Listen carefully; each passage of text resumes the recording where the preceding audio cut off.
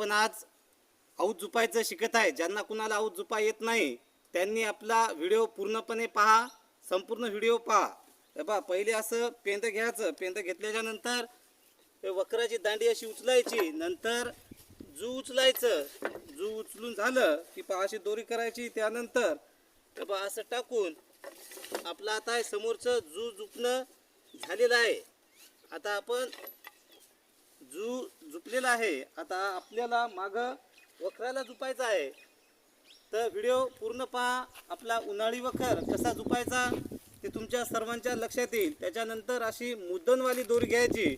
मुदनवाला भाग असा, हे फावंडा आहे आणि हे दांडी आहे. फावंड्याच्या बाजूने आपल्याला उभं राहायचं आहे आणि नंतर फावंड्याकडून अशी दोरी टाकायची. टाकल्याच्या नंतर अशी मुदन घ्यायची आणि मुदन आपल्या हे रुमण्याला अशी लावायची. लावल्याच्या नंतर हे असा फासा आपल्या दांडीला द्यायचा. दांडीला झाल्याच्या